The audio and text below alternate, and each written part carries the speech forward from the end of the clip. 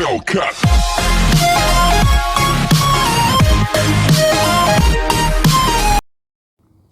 प्यारे विद्यार्थियों नमस्ते, मैं ओम प्रकाश मुखर्जी। आज हम देखेंगे एनसीईआरटी की जो बुक का चैप्टर 11 है उसका हमने फर्स्ट वीडियो बना दिया। आज हम वीडियो नंबर सेकंड बनाते हैं। सेकंड वीडियो में आइए हम क्वेश्चन को समझते हैं। उसमें हमने एक एग्जाम्पल कर दिया था, आज हम एग्जाम्पल सेकंड कर रहे हैं। एग्जाम्पल सेकंड देखिएगा, बुक में अलग विधि से, हमने एक शॉर्टकट विधि से हम कर रहे हैं। क्या है, वृत्तखंड का क्षेत्रफल ज्ञात कीजिए। जिस वृत्त की त्रिज्या कितनी 21 सेंटीमीटर और जो केंद्र पर कितने डिग्री का कोण बना था 120 डिग्री की। तो आइए हम लिखते हैं इसको इस ढंग से कि हल दिया है। क्या दिया है क्वेश्चन में हमारे पास विद्यार्थियों? अब कह सकते हो कि थीटा बराबर जो कोण दिया है वो तो दिया है 120 डिग्री, ये क्वेश्चन में हमारे पास।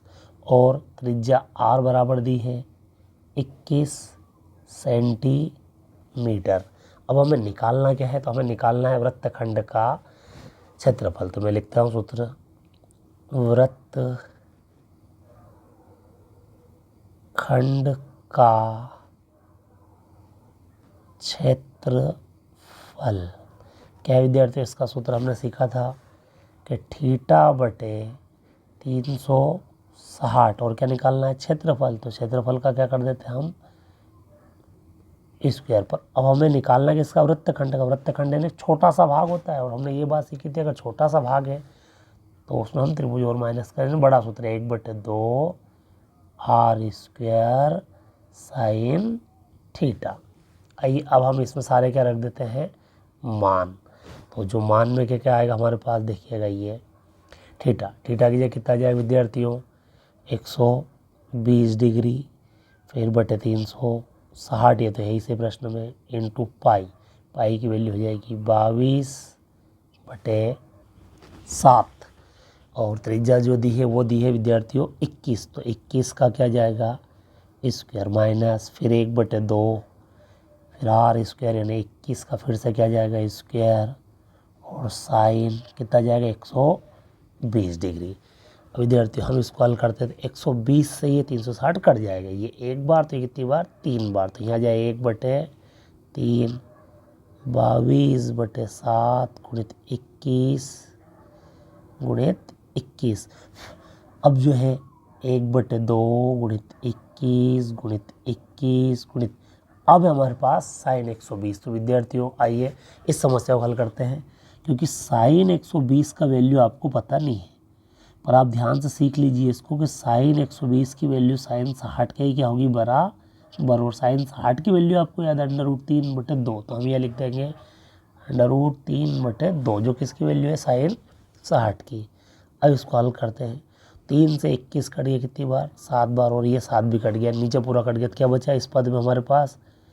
22 बचा, और क्या बचा? गुणित 21 माइनस, अब इसमें तो 21 गुणित 21 और गुणित √3 बटे इस 2 का हम 2 में गुणा कर देंगे तो कितना गया? 4। अब विद्यार्थी इसको हम देखते हैं। तो इसको हल करने के लिए हम किस तरीके से हल करेंगे? दोनों पदों में 21 क्या है? कॉमन। तो हम 21 क्या ले लेते हैं? कॉमन। तो क्या बचेगा विद्यार्थी इस पद में? 22 माइनस यह बचेगा 21 √3/4। अब हम इस अंदर वाले पद का ले लेते हैं लघुत्तम। तो जो लघुत्तम आएगा वो 1 और 4 का कितना जाएगा? 4, और इसका यहाँ गुणा होगा तो 4 का 22 में गुणा होगा तो कितना होगा? 88 माइनस 21 √3। 4 बाहर ले आएंगे तो हमारे पास फाइनल आंसर हो जाएगा 21/4 कोष्टक हो जाएगा 88 माइनस 21 √3, जो कि हमारा क्या हो जाएगा इसका आंसर। आइए विद्यार्थियों अब हम स्टार्ट करते हैं। अभ्यास प्रश्नावली 11.1, इसका क्वेश्चन दिया है 6 सेंटीमीटर त्रिज्या वाले, तो कितनी त्रिज्या है? एक वृत्त हमने बना दी, इसकी त्रिज्या कितनी? 6 सेंटीमीटर, और जो कोण कितना बनाता है? 60 डिग्री का। तब हमें क्या ज्ञात करना है इसमें? तो विद्यार्थियों हमें ज्ञात करना है त्रिज्य खंड का क्षेत्रफल। क्या है त्रिज्य खंड का? क्या ज्ञात करना है? क्षेत्रफल। तो सबसे पहले हम लिख देते हैं क्या दिया है। तो दिया है त्रिज्या आर बराबर दी है 6 सेंटीमीटर, और थीटा कोण बराबर कितना दिया है? 60 डिग्री। अब निकालना क्या है हमें? तो हम लिखते हैं त्रिज्य खंड का क्षेत्रफल त्रिज्यखंड यानी विद्यार्थियों किससे बनने वाला, त्रिज्या से बनने वाला, यानी ये, ठीक है। तो क्या आएगा, इसका फार्मूला अपने सीखा था, थीटा बटे 360 गुणित पाई आर का स्क्वायर। थीटा कितना है, 60 बटे 360 गुणित पाई की वैल्यू 22 बटे 7, और आर जो त्रिज्या दी है वो कितनी दी है, 6 सेंटीमीटर। उसका क्या कर देंगे हम, स्क्वायर।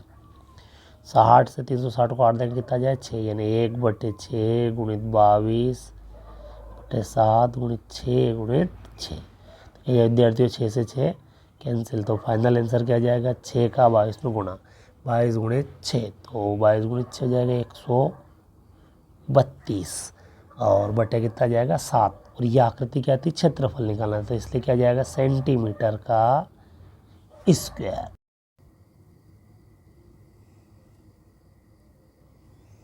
आइए विद्यार्थियों हम देखते हैं अगला क्वेश्चन, प्रश्न लिख गया 2 का दूसरा है।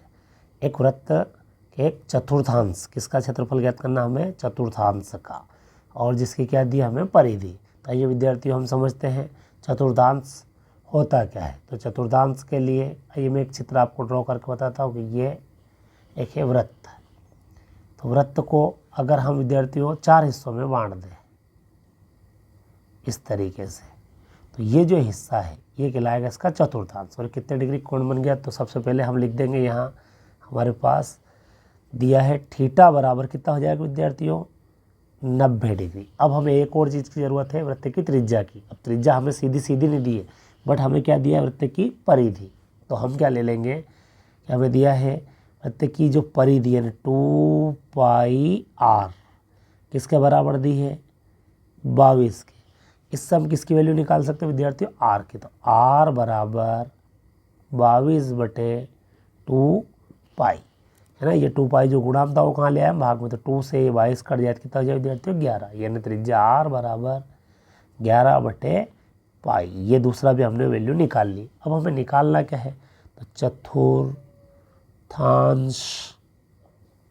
का क्षेत्रफल क्या हो जाएगा, क्षेत्रफल थीटा बटे 360 इंटू पाई आर का स्क्वायर। विद्यार्थी ऐसा क्यों, क्योंकि ये जो आकृति हमें दिख रही है चतुर्थांश वाली, ये किसके जैसी दिखती है, तो ये दिखाई देती है हमें त्रिज्य खंड के जैसी, इसलिए हम किसका फार्मूला लगा देंगे, त्रिज्य खंड का। ये हमने लगा दिया, थीटा की वैल्यू कितनी है, 90 बटे 360 इंटू पाई की वैल्यू पाई, और आर की वैल्यू 11 बटे पाई, और उसका क्या हो जाएगा, स्क्वायर। आइए विद्यार्थियों बाकी इधर में हल कर देता हूँ। तो पहले हम काट देते हैं, 90 से कट गया 4 बार, ये कट गया 1 बार। तो इस तरीके से हमारा सवाल बन जाएगा 1 बटे 4 गुणित पाई 11 बटे पाई गुणित 11 बटे पाई। इस पाई से पाई भी कैंसिल, यानी 1 बटे 4 गुणित 11 बटे क्या है विद्यार्थियों, पाई की हम क्या रख देते हैं वैल्यू, 22 बटे 7। तो 7 बटे 1 बटे कहाँ जाएगा विद्यार्थियों, तो मैं इसको ले आता हूँ ऊपर, ये यहाँ पर। अब इसको हम सरल कर देते हैं, 11 से 22 कटिए कितनी बार, 2 बार। अब कुछ कटने का नहीं है, तो ऊपर 1 है, 11 है और 7 है, तो कितना जाएगा 77, और 4 दूना 8। यही आ जाएगा हमारे पास चतुर्थांश का क्षेत्रफल विद्यार्थियों, ठीक है। इसको हम लिखेंगे किसमें, सेंटीमीटर का स्क्वायर। अगला सवाल है विद्यार्थियों क्वेश्चन नंबर 3। क्या लिखा है, क्वेश्चन को पढ़ते हैं। एक घड़ी की मिनट की सुई जिसकी लंबाई 14 सेंटीमीटर है, इस सुई द्वारा 5 मिनट में रचित क्षेत्रफल ज्ञात कीजिए। आइए विद्यार्थियों हम एक घड़ी बना लेते हैं ताकि आपको और समझने में आसानी हो जाए। कि ये एक घड़ी हमने बना ली। अब घड़ी में इस तरीके से होगा 12,